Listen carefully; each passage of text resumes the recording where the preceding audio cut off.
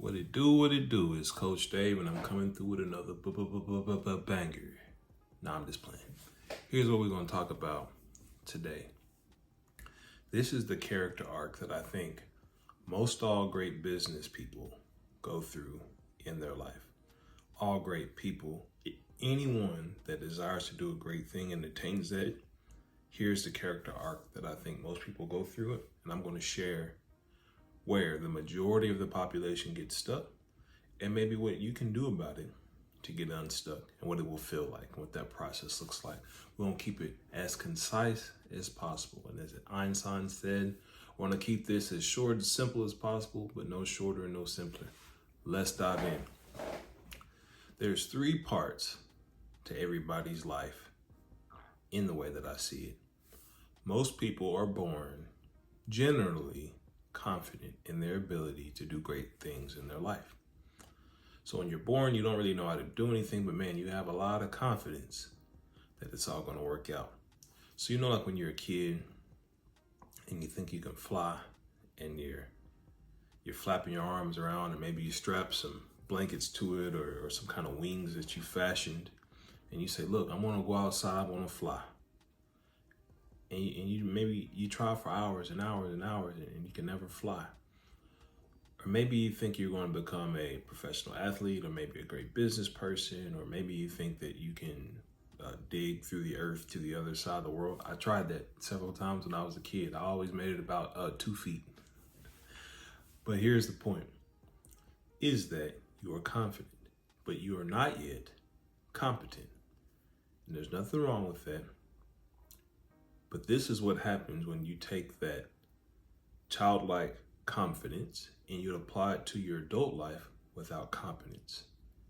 You become a very arrogant person who has no competence and no track record to back up the confidence that you have. And when you have confidence without competence, you know what that is? It's arrogance. People will label you as arrogant when you have all this bravado, but nothing to back it up with, no substance. All show, no substance, right? That's arrogance. So that's the first phase in life. And a lot of people are going through saying, hey, I'm so smart, I'm so this, I'm so that, when in reality, statistically speaking, they're much closer to average than they are exceptional. Average covers a huge part of the population. It's like 90%. Maybe there's 5% that are exceptional and there's this 5% that are absolutely horrible. But most people are average by and large part in most things in life. And there's nothing wrong with that. You can't be exceptional at everything, nor should you really want to be exceptional at everything, because you won't be focused and then you'll end up being average. So the trick is not to get stuck in phase 1. Now here's phase 2 that I think most people go through, and this is something that I went through. So let me give you the backdrop of my phase 1. I started my first business at around 10 years old. I worked that business till I was 22, 23 years old. That's while going to high school, while going to college. I had a landscaping and lawn maintenance business with my dad, along with doing like some handyman stuff with my dad. And then while I was in college, I did a little bit of that, as well as I DJ'd parties with a good friend of mine.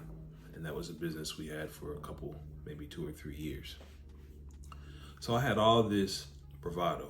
I was labeled arrogant, but I thought I was competent because, hey, I've been doing this for more than most people. And I had a lot of talent and I had a lot of work ethic, but I was not yet competent as a business person. I did not know what a financial statement was. I didn't know how to analyze it. I didn't know how to lead and motivate people. I didn't know how to hire. I didn't know how to fire. I didn't know how to raise capital. I didn't know what CapEx was. I didn't know what OpEx was. I just knew how to work and make money. And that's pretty average. Most people work and make money for a significant portion of their life. So therefore, nothing extraordinary there. It's average. That's an average ability. but I was parading around with a lot of confidence without the competence. That made me arrogant. So let's move into phase 2. So in phase 2, I started working a professional career. So while in college, I earned an engineering degree, an industrial engineering degree. So with that degree, I was able to get my first job in a leadership development program with a prestigious firm in my particular industry. At the time was metal manufacturing. I'm still in that field to this day as a business owner. So anyway, I get to this career and there's lots of other smart, highly confident, highly capable other young people.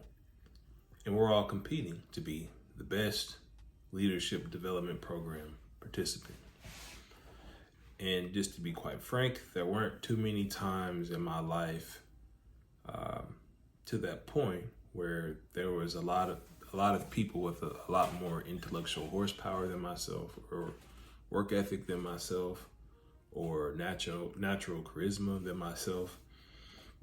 So I was able to get by kind of just off of natural ability. And I was able to achieve at a quote unquote high level to that point. When in reality, I was achieving at a high average level, but not an exceptional level in the grand scheme of things. Had not yet done anything of exceptional greatness, in my opinion. So in that program, there's of course much more experienced business professionals, people who've been in the business for a long time. And I tell you what, I got humbled very quickly.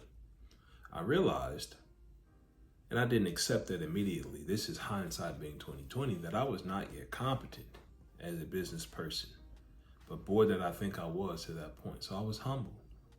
And to be quite frankly, it was more than that. I was crushed because I was not who I thought I was, looking at myself through arrogant eyes. So then what I realized is that I had to turn down that confidence. And some of that was just life happening to me because I was not yet competent to be the master of my own fate. So my confidence evaporated. And I was left at this point where I was neither confident nor competent. But let's fast forward through this a little bit. So this is the part of phase 2 where maybe you start with a lot of confidence, but not very competent at the thing that you want to be competent at. Because that always takes time. It takes practice. Competence is built through repetition and practice and repetition and repetition and repetition. So I worked in this career for about 10 years. And around probably year 5, 6, 7, somewhere right in there, I realized, man, I'm getting really good at this. I'm getting really competent. And a lot of that was taking those traits from before of I still had my intellectual horsepower. I still had my work ethic. So I was working a lot in my 20s. I'm in my approaching mid-30s now. I'll be 34 in less than a month. So when I was working 12, 16-hour days, 18-hour days. I was working 5, 6, 7 days a week routinely for almost 10 years straight. I was on call 24/7 during almost the entirety of that 10-year period. A lot of that's just a function of the career I was in, but nonetheless, I was working. I wasn't out traveling the world, living my best life. I still had a great life. I enjoyed my life, but I was working a lot. So I was able to cram in, by my estimate, probably 30 years of work experience into about 10 for the average person. So during those 10 years, I was able to develop an extreme amount of competence at a few things. One is being able to process complex situations and turn that into an actionable plan. So that's like project management. I was able to learn how to develop, inspire, lead, and manage people. So it made me a good manager. I was able to take my creative energy that I had from my youth, and I would usually apply that to music and other artistic endeavors. I was able to take that creative energy and really hone it for business applications. So that's identifying opportunity, figuring out how can I take this thing and put them together and make a bigger thing that's not additive but multiplicative in its effect. So compounding in its effect. So then at some point I began to develop a lot of competence in my career and with certain skills, but I had still not really built back up my confidence. I was still relying way too heavily on the approval, on the admiration, on the pats on the back from external sources, from external people, to where if they didn't say I was great, I did not believe I was great.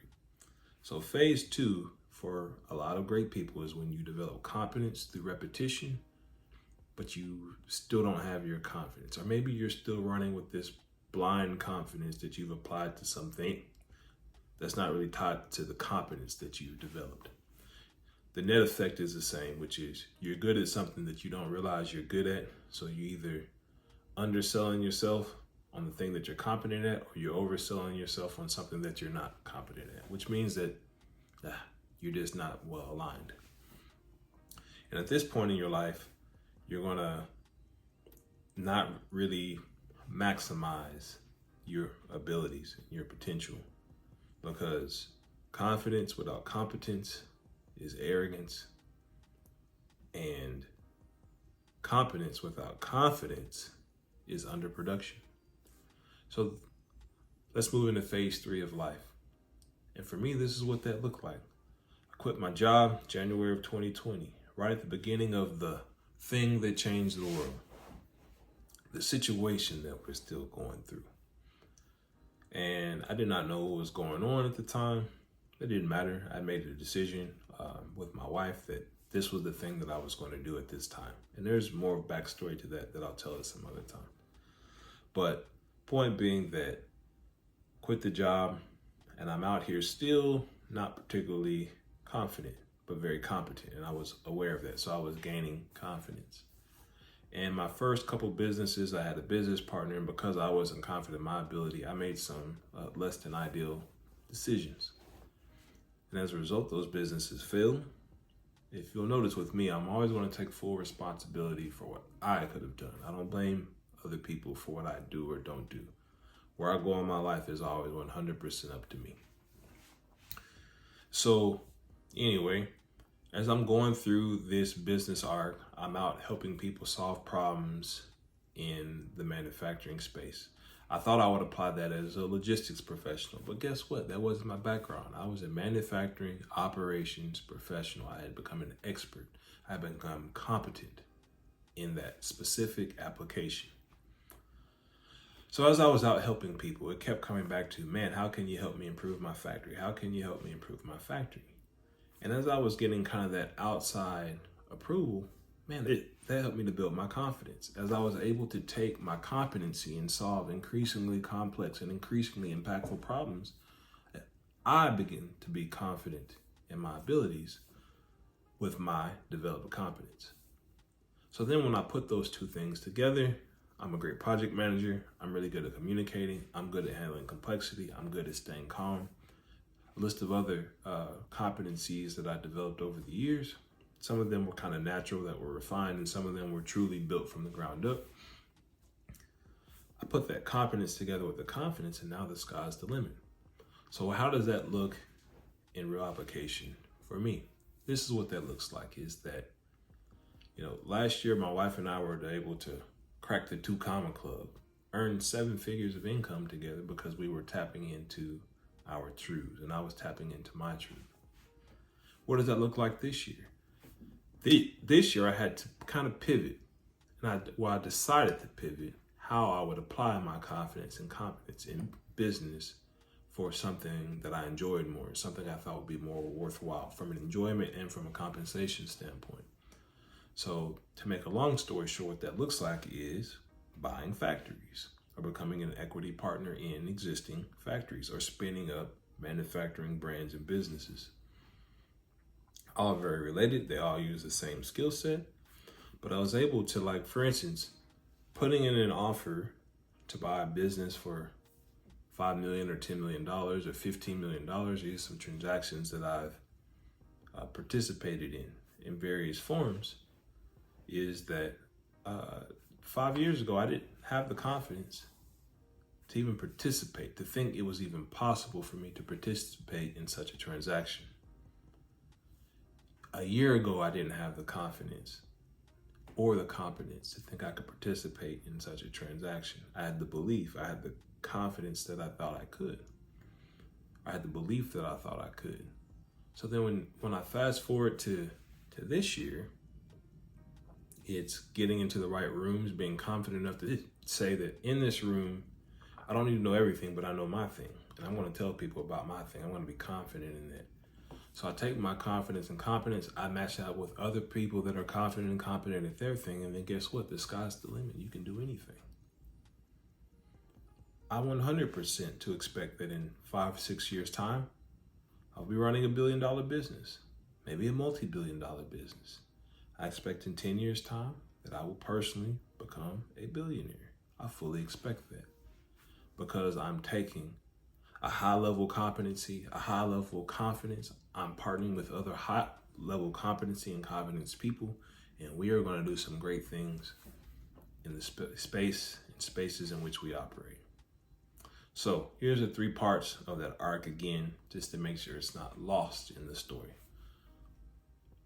Arc 1 is having a lot of confidence without developed competence. Arc 2 is, back to arc 1, that's called arrogance. Arc 2 is having misplaced confidence and developed competence, or no confidence and developed competence. And the net result of both of those pairings is the same, which is you're either going to be underutilizing your competence, or you're going to have misplaced confidence and an underdeveloped or missing competency. And then arc 3, this is where greatness happens, is when you're confident in what you can do with your competency. You put those together and you get aligned with other people that are at that same spot, you can do absolutely anything. Well, I hope this video was impactful and useful to you. If you don't mind, like this video, subscribe to my channel, comment what you liked, and tune in for the next drop. Have a great day.